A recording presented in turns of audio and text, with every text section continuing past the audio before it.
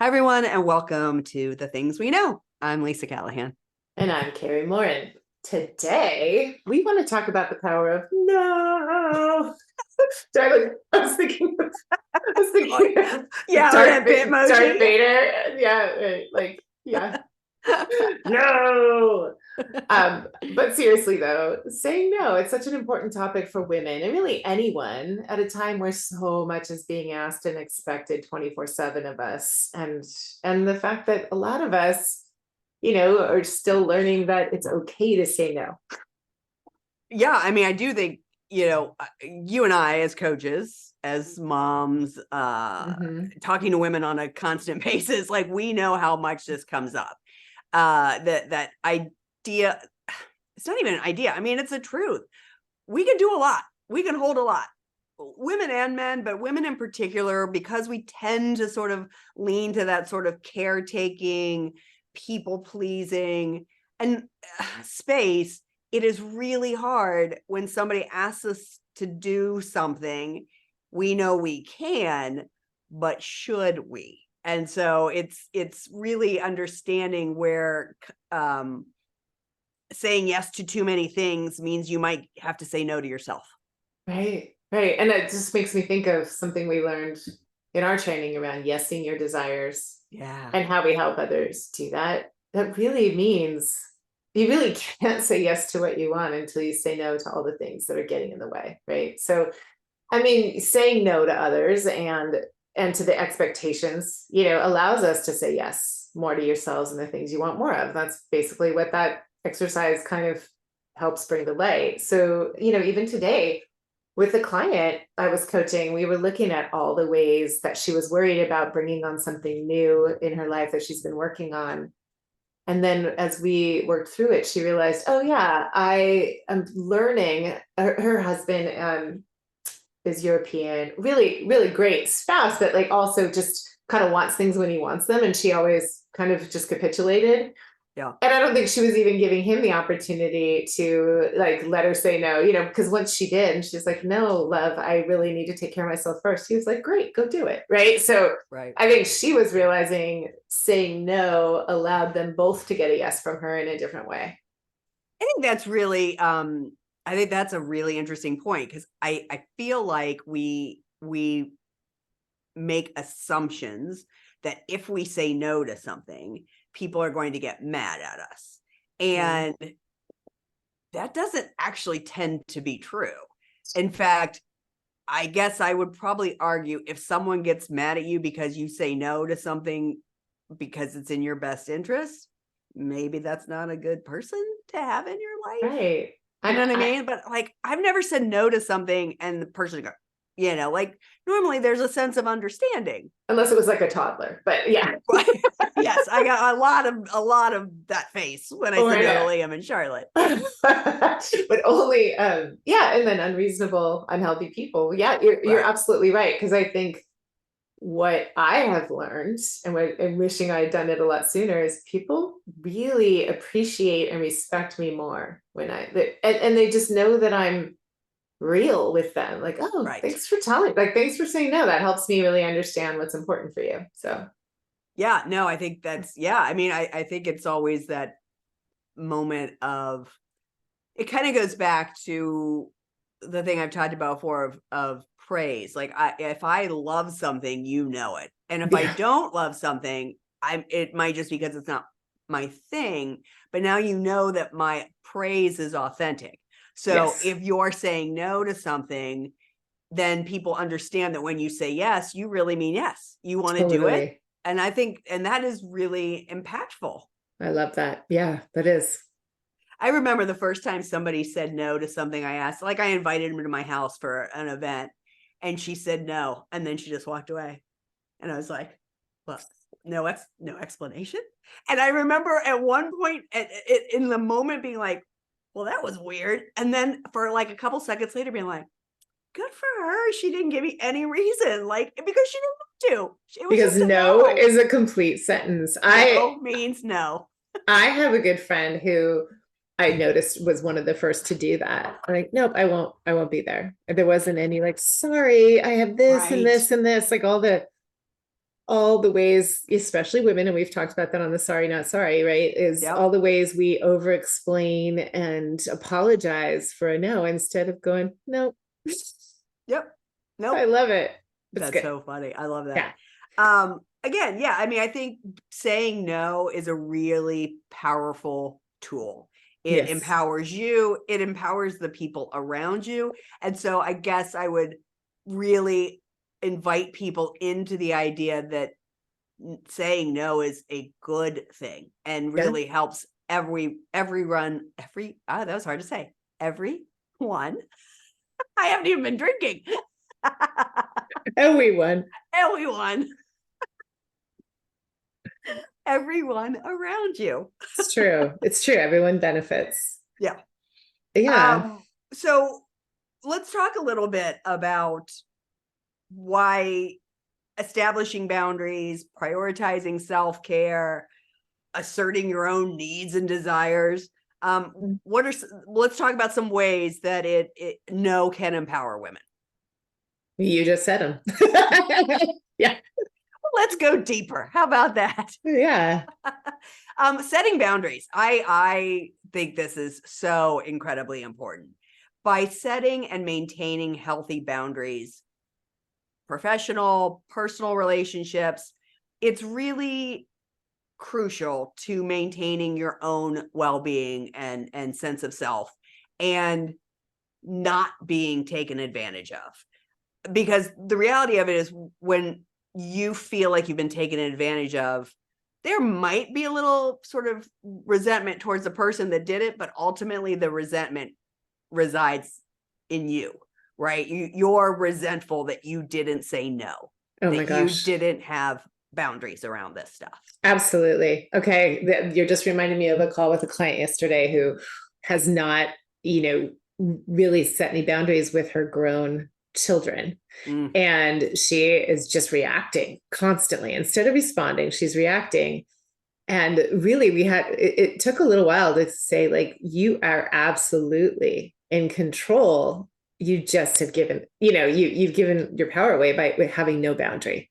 So, yeah. For her to realize, like, oh, by setting boundaries, then, they get some clarity and you get peace of mind. And then there's no explosion, right? There's none of Right. that. When I think about boundaries, I think what we learned from one of our mentors was that the road to freedom, which is, everybody wants some type of freedom, whether it's financial freedom or professional freedom or, just location freedom, whatever this like personal freedom is you want, it's paved with two things: self-love and boundaries, right? And so learning how to set boundaries truly means not only being willing to disappoint people, but really being willing to disappoint the people you love, letting it be okay that they might not like it. And that's okay. But man, I feel like I'm pretty good with boundaries. And even still, when you just said disappointing people you love, like there's a little heart squeeze around this. Well, So if it as was usual, easy, if it was easy. Say, as I say, this, take this for what it's worth, right? And recognize that this is going to be a practice and probably a lifelong practice. Because this to me absolutely feels like one of those things that you kind of have to check yourself on every once in a while, where you can be doing a really good job of setting boundaries and saying no, and then something happens and you fall backwards and then you cycle the wrong direction. And I just think it's something you need to check in on so often. I agree. And to your point that it's like I think one of my favorite reminders for me is to remember, it always goes back to children, right? Because setting boundaries it goes back to, I want them to eat healthier, but I'm afraid to take away those snacks. Like, I'm afraid to take away the snacks they really think they have to have every day. And the truth is they might whine and complain, but they adjust. They totally adjust. And in the end, they're happier and they're nicer because they're not eating crap, right? Same thing with, but wait, I want you to say that again, because I think there's the piece. No matter what you're saying no to, people will adjust. There might be a moment of like, what? But they do adjust. Well, right. Because when we change the patterns, people notice and they bump into it and they might complain until they start to feel better, right? About Mhm. the way it's going, or like your boundaries is the rising tide that lifts everybody up. Like if Yep. you're setting a boundary, you're giving them permission to set a boundary. And boundaries, when they're clear and loving, they make everybody feel safer and included. Yeah. So it's just there is an adjustment period, and so often, way more often than not, it's much quicker or smaller or non-existent than we imagined, right? And Yeah. so I think, again, the disappointing people we love is usually the assumption. It's not always what happens. Yep. Yeah. Totally agree. Yeah. So that's my favorite one, the setting boundaries. Okay. So the prioritizing self-care that you mentioned, I think saying no gives you the room, like literally allows you to take a beat, take a breath, and say, okay, because we often juggle so many things, both at home and at work. Saying no, allows us to prioritize what we need to do for ourselves. So that same woman I was talking about said, yoga always goes off of my calendar as soon as someone asks me something. So learning to say no allows you to protect the things that you know are important just for you, whatever it is, even if it's a shower. Because I remember giving those up sometimes. So And I will say this is the one thing I have always been good at, and I know. I know you're going to say that, but I say that because for me it is the difference between this is where me saying no benefits everyone else because it's the difference between me taking care of myself, grounding myself, and having a good day or not, or giving in, and then everybody's going to suffer. Because for me, and I am very specifically talking about exercise. I am somebody that gets up early, gets my workout in. I do think this has been going on for as long as Darren and I have been together, but every once in a while he just kind of tries, like, are you sure you just don't want to lay in bed a little bit longer? And I'm like, no, dude, like I am getting up and working out. I used to get up before, like even when Liam was a baby, I was up and before he was up so that I could get my workout in so that when he was ready, when he was awake, I could go tend to him. It is a non-negotiable for me. The only time I don't work out is when I am sick. That is when I am really sick, is if I do not work out. And it's simply absolutely self-care. And I've had clients that we've worked really hard on making sure that they do something for themselves first thing in the morning, and they know the difference between the days that they do, and if shit hits the fan, they handle it way better than on the days when they don't take care of themselves and shit hits the fan. Then everybody suffers, and mostly the woman. Totally. Amen, sister. Snaps. I'm still laughing at no. And the reason I am is because I aspire to that. I'm not apologizing, but I'm more in the, let me tell, especially with my kids, let me tell, like, I'm going to say no and why to teach you, right? Like, because it's not going to benefit anyone if I show up hungry or if I show up, cranky because I didn't get outside, right? So I might share those things as like a helpful hint to them, but I really aspired to just a big one as a Yeah. complete. Yes. And I don't know. I don't know if I aspire to that because it doesn't feel in alignment. I don't want to say sorry and I don't want to over explain why I'm saying no, but I like that version. What you're saying is Yeah. like explaining why it benefits you for me to say no. I have a friend who I think has the best no practice of anyone I know. And it's funny because this is talking about establishing boundaries is one of my favorite things to do with clients. And so I always use this example.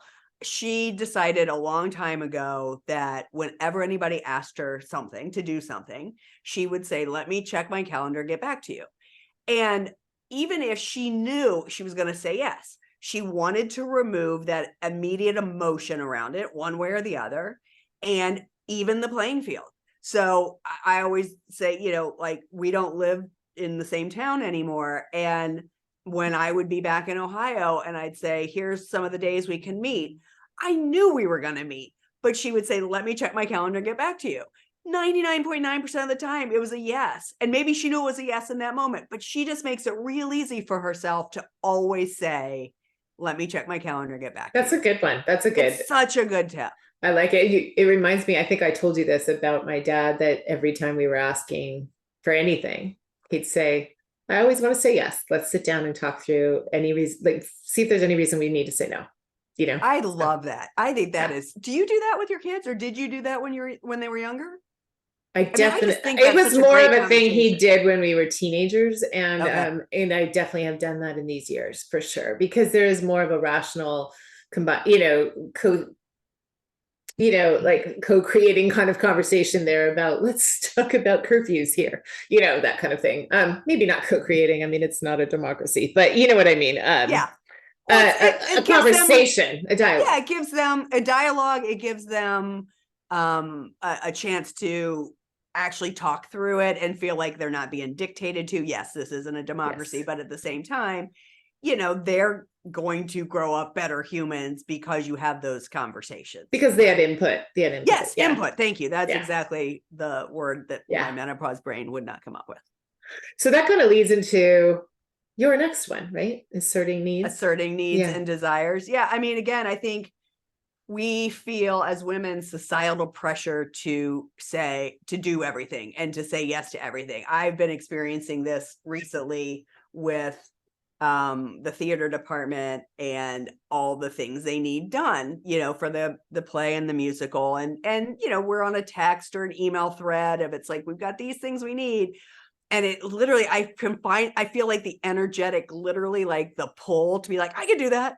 I'm like, no, there are other parents on this, I don't have to say yes to everything, but it's really hard in those moments to not say yes when you know that you can do it. But if I say yes to everything, that cuts other people's ability to say yes and participate off at the knees. So that's often the conversation I have to have with myself is, if you say yes to everything, then other people don't get to be part of this. Yeah. And they want to be hold part of people it. capable of stepping up. Yeah. Totally. Don't block that for them. Yeah. Yeah. I like this too. When I was thinking about asserting their needs and desires, I was also thinking of no, because I need downtime. No, Mhm. I don't want to go, out tonight because, like let's say with a spouse, right? No, I don't want to have dinner right now. I need, some exercise, or I need to, call my mom or something like that. I need to go check on a friend. Like it's an opportunity to, explain what my needs are when I say no, because people are listening at that point, right? So it's a good opportunity. I don't know. I And like it that again, way. I think all of these have this thread of you're teaching other people what's okay to do. Yeah. Yeah. I You're think that's giving people valuable. a roadmap. No, Yeah. this way is shut. Yeah. Big, heavy no right here. Yeah. Another one is avoiding overcommitment, which kind of goes to what you were just saying. Overcommitting not only, might accidentally block someone else from stepping into something, but it really is what's going to drain you. Saying yes to so many things leaves no room for you to say yes to things you might need and desire. Yeah. So it's fascinating to me because, for me, most of my clients, I know what their human design is. It's fun for me. It helps me coach them. And I have a lot of manifesting generators or generators as clients. And if you need to know more about that, you can go back and listen to Amy Douglas's pod with us back in the day.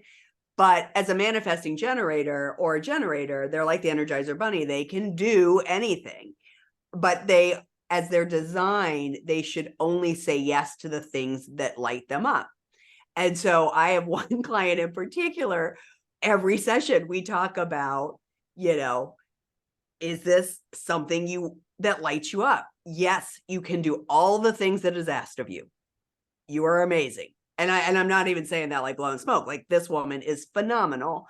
And she shouldn't say yes to everything, because all of a sudden she's overcommitted and now she's feeling stressed and she's feeling like she's not giving 100%. Because that's the other thing. When you overcommit, you don't ever feel like you're doing anything right. you know, and that might not be true, but that's how you feel when you're overcommitted. Like, I'm not giving my all to anything. Or you might just feel like you have no time for anything else, you know, like you might be doing it all really well, but really, you know, at some point, what do you have time for? Yeah. Yeah. And yeah, I think that's a really important one. Yeah, it's just really, I don't even think you have to be a manifesting generator or a generator to do that. I think it's a really great question to ask yourself when you're being asked to do something. It's sort of the version of, let me look at my calendar. Does this light me up? I can do it, but is this going to fulfill me in some way, shape, or form? And if it's not, if it doesn't serve you, there's somebody else out there that will and can and will be filled up by it. Totally. So when we say no, we foster some self-confidence and some empowerment. And again, to me, this is about letting yourself down. You know, if you say yes to too many things, the resentment is not going to be at the people you said yes to. It's going to be internalized. And when you let yourself down, when you have the conversation in your head, I knew I shouldn't have said yes to that. I knew I shouldn't have done that. You have lost trust. Trust and confidence are synonymous. So all of a sudden your self-confidence goes down, down, down, down, down. Saying no is actually really, really empowering. I agree. I was just thinking too, I mean, I think it leads to greater respect from others too, because in a professional setting, you know that like the person who says yes to everything isn't valuing their time or their value, right? You know, so I think that makes a lot of sense. It's about like saying no is showing people that you've found your voice and that you know how to choose wisely, I think. So I love that. I love what you just said though, that like, you don't know, you might think you're people pleasing, but you're actually undermining yourself by saying yes to everything. Yeah. Yeah, you are shooting yourself in the foot. Yeah. Yeah. And I also think somebody who says yes a lot, people feel bad about asking them anything because they're like, oh, she'll say yes and she'll do it. And I feel bad. It's reminding me of I just had this flash of the Life cereal commercial for those Gen Zers who don't know what the heck we're talking about. Look up Life cereal 70s. Give it to Mikey. He'll eat anything. I know. That's so funny. But yeah, I mean, this is, you know, again, we're laughing about the no and walking away. But I have to say again, I was sort of like respect, you know, the fact that she just very assertively and confidently and respectfully just said no. I was like, good on you. You know, it's about taking care of yourself, advocating for your own well-being. Yep. I love it. You could say no, or you could say yes and no show. So say yeah, no. Which one's going to make people feel better? Not the no show. I know. So we've talked some about boundaries. I mean, again, I think ultimately the power of no is in boundaries. It is absolutely about managing your energy and your time. So let's talk about how do you say yes to you and no to the things that aren't going to make you happy, that aren't going to fill you up, and that are going to drain you energetically. Which means, you know, not only may you not have the time, but even the things you want to do for yourself, you might not have the energy, and that's depressing. Totally. I mean, I think of for me, boundaries is like about time and energy, right? So like it's excellent time management for me to know what I say yes to and what I say no to. So last week we were talking to Sherry and she was telling us about her acronym for what she says yes to and what she says no to. Is it wise? Is it inspiring? Is it, what was the S? Is it satisfying? Satisfying. And then is it enduring? Right. Yeah. So that's, wait, I want to just repeat it though, because it's the acronym is wise. Is it worthy, inspiring, satisfying, or enduring? Correct. So that, or, you know, me saying, you know, helping people say before you put anything on your calendar, does it match your goals? Whether they're wise goals, WISE goals, or, you know, like something you're working towards. So I think of boundaries as the best tool for time management, because knowing what I say yes to and what I say no to helps me protect my time. And And it helps me allocate my time more efficiently, right? So that I know I have the bandwidth and that I'm going to have the energy to do what I say yes to. So that's one. And then around the energy, I think boundaries help me keep my stress level, down. That helps me reduce stress. Obviously, there's things that are going to pop up, especially in my life. In my life, I don't know that anyone else doesn't also have that. So for me, having boundaries around, my time and what I say yes to leaves there to be time for me to handle anything that pops up. And it prevents overwhelm for me, right? Mm-hmm. So then I feel like I'm in a better place for the things I've committed to and the things that could happen. Yeah. Yeah, for me, I like to have fun. I think that's that's my Enneagram. I can never remember my number, but I know that that's part of my Enneagram, is that I love to have fun. And as a manifester, I like to just sort of have the impact and walk away. I like to have the rest. It's part of my design. So saying no to things that are not essential for me, again, running out to Long Beach to get props, like, I don't need to do that.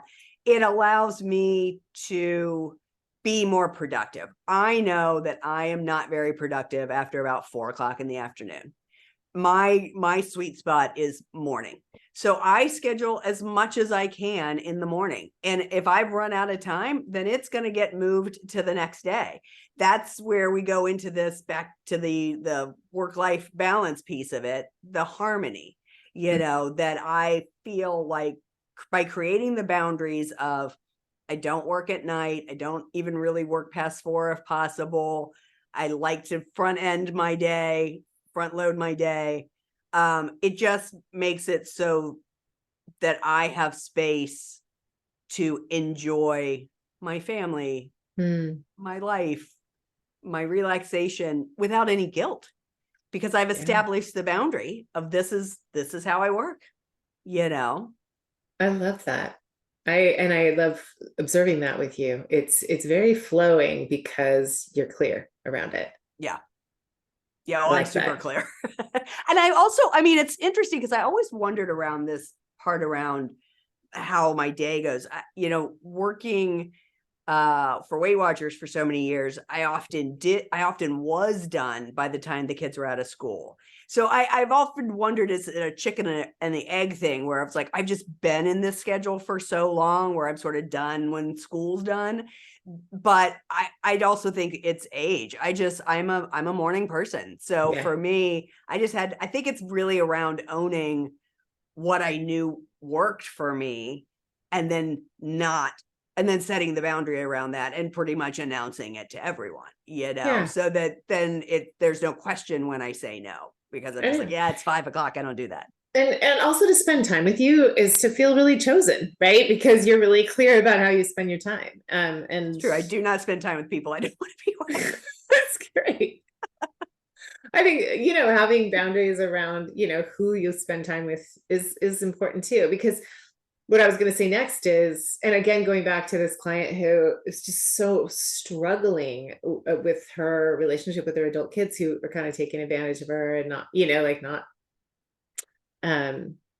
not paying back some money that she loaned, things like that. Right. And I think that there's a lot of identity stuff there, right? And I see it. There's this desire to be generous that we can all relate to and that we can all appreciate.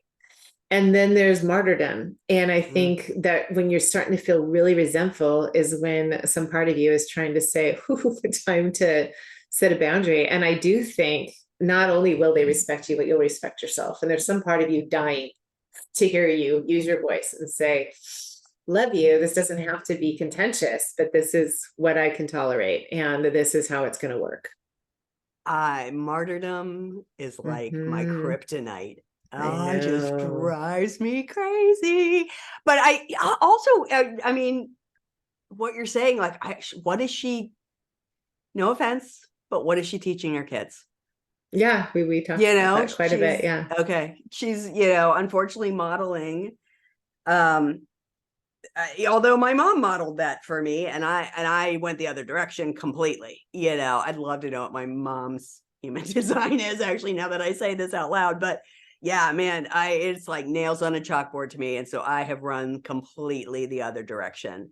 And I think my kids are modeling after, because I think Darren and I are both good at this. You know, it's funny, I was thinking about this as you were talking. Darren, we're recording this before Halloween, and Darren is a horror writer, so October is very important to him, and he likes to watch horror movies. And I think a perfect example of me saying yes to something and no to other things is he's been having movie nights. And we have a lovely apartment building that has a movie theater, and he's been having these movie nights where he invites people over. And he said to me the other day, "Don't you want to come down and hang out with my friends and watch these movies?" I was like, "I want to do part of that. I want to hang out with your friends. I do not want to watch the movies." Now, when the Halloween 45 convention happened a couple of weeks ago, I was all about going to that, and that was super fun. But because it And was he knows that like you really wanted to go, and I he really wanted to appreciates go, that. and I Yeah. really had fun. I wasn't martyring. I wasn't nothing. I was just, yeah, like, fine, I'll go. Actually, last year we were almost going, both walked down to HorrorCon, which is down the street, at the convention center. And about halfway there, we were bitching at each other. Me in particular, I was bitching at him. And all of a sudden I was like, ding, ding, ding. I don't want to do this. And I am not going to ruin, because that's the other thing, saying yes to something as a martyr, you might ruin it for everybody else. I mean, I Totally. remember literally looking at him and going, you know what? I don't want to do this. And if I go, I'm going to ruin it for you. So I am going to turn my ass around and walk back home. And he got a little upset, and understandably, because I was already being a bitch. But I knew full well, like, no, you need to go. I will ruin this. Now it was a totally different ball game at Halloween 45. That was super fun. But yeah, that's another thing about people pleasing and martyring. You could Totally. ruin it for the people with you. Yeah, and it goes back to that, like you get what you tolerate.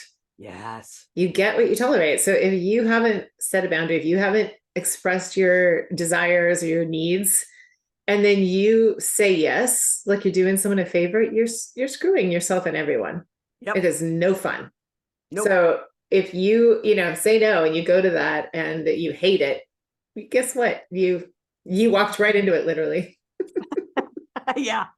And you bought a ticket for it. And you spend, well, that was the other thing too. I'm like, I am not spending money on this Right. thing that I don't want to go to. Like, that is insane. Yeah. Ugh, permission to say no, permission granted. Everybody will be granted. Everybody will benefit. You know, I said this earlier, but I think just a very quick sort of sense of, okay, how do I do this? Right. Like, we gave you all the reasons that it works. The session that I do that I love is called Honoring Your Yes and No. And it's pretty simple. So I feel like I can explain it here. It really is about stepping back and thinking, what are my top 3 to 5 priorities for the next chunk of time, right? Like, maybe it's this year, maybe it's 6 months, whatever it might be. And then in theory, the thing is, you go in and you look at your calendar and you make sure everything aligns with those priorities, and anything that doesn't, you cancel. I feel like we've talked about this on another pods, but so this may be a repeat. My clients typically can't cancel because they've already committed, and that's hard to do. And I get that. Right. So I don't hold their feet to the fire on that. But what I have found time and time again is, once they understand what their priorities are, now they don't say yes to things that aren't in alignment. And so it is a game changer to understand what is important to me right now. Again, you can go back to the whys, I can't remember now off the top of my head.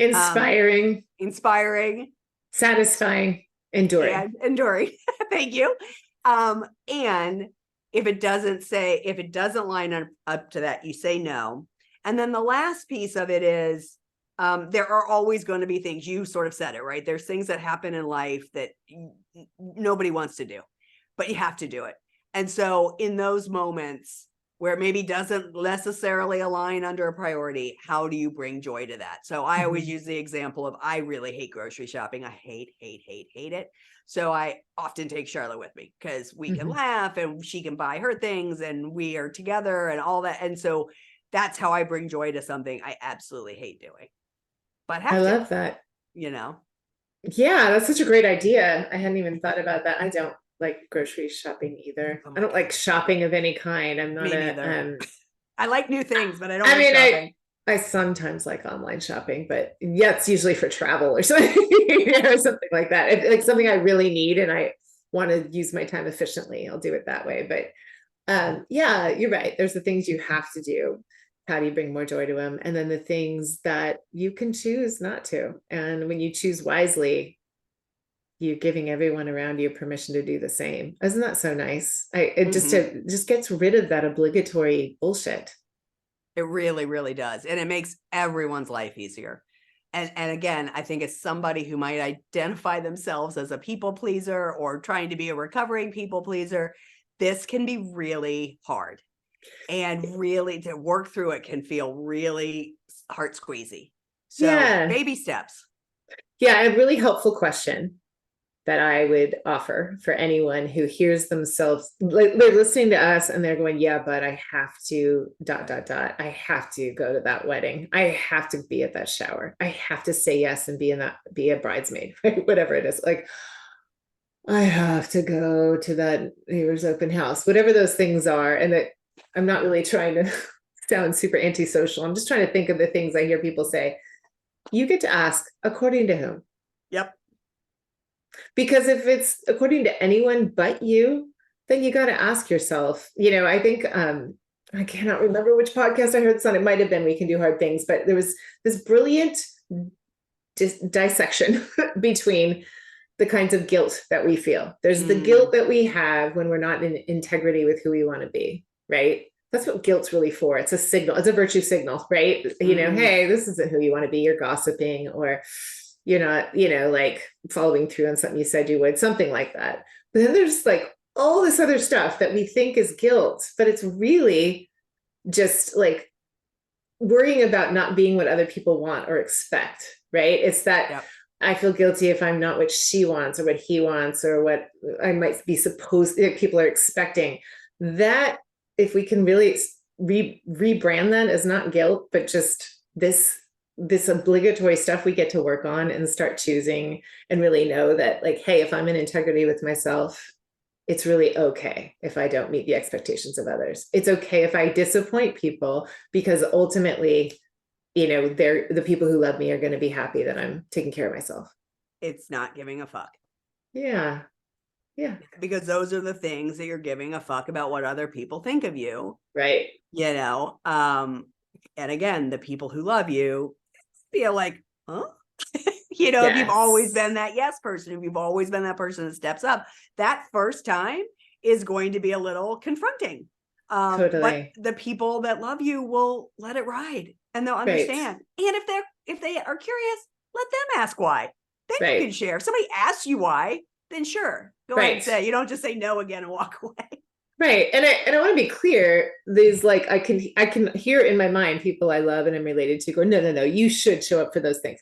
Well, if who you are and your integrity with yourself is someone I really want to show up for people, then this won't be a big question for you. It might be like, I'm not feeling all the energy, but I really want to show up. So then you say yes, you figure that out. But if you have just a little bit of a step back moment around it, you can start to feel the difference. Totally. Yeah. I agree.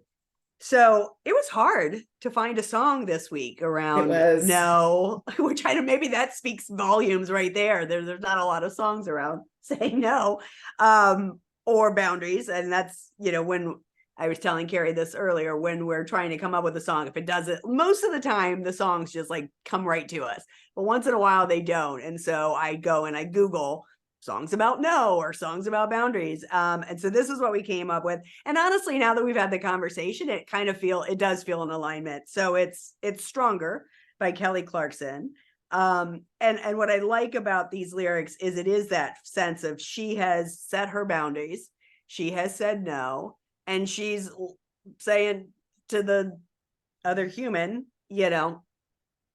what you think of me does not matter. Exactly. and I was able to say no. I was able to have boundaries and live my life happy. So here's what the lyrics are. It says, think I'd come running back, baby, you don't know me because you're dead wrong. What doesn't kill you make you stronger. What doesn't kill you makes you stronger. Stand a little taller. Doesn't mean I'm lonely when I'm alone. What doesn't kill you makes a fighter. Footsteps even lighter. Doesn't mean I'm over because you're gone. What doesn't kill you makes you stronger. I mean, I agree, you know, because again, when this feels confronting, when this feels tough to say no, it goes back to confidence. It goes back to self-respect. Yep. Try it and see how you feel once you get past the like, Yeah. that It's felt bad. so freeing. So freeing. Yes. So freeing. And we haven't lost the people we love. No, we are still surrounded by really Yes. amazing humans that we have said no to repeatedly. I know. Amazing. Well, oh, this was fun. And that's it for this week's episode. So hopefully this conversation helps you look at your yeses and nos. Yeah. And if this is something that, you know, has really landed for you, or you think it would land for somebody else, you know, like, oh, so-and-so needs to listen to this episode, please share it and ask them to follow the pod on whatever place they follow it, whether it's Spotify or Apple or blah, blah, blah, any place you find the pods. Because again, they may benefit from hearing some of these tips, and it could maybe change their life a little bit. Could be a game changer. Maybe saying no will be your favorite. Make no your favorite. That's just a little tiny hint. Little So teaser. tune in next week for a very fun and festive look at one of mine and Lisa's favorite holiday traditions. You won't want to miss it. I'm so excited. That's going to be so much fun. All right. As usual, everyone, thanks for listening. We'll see you next week. Bye. Bye.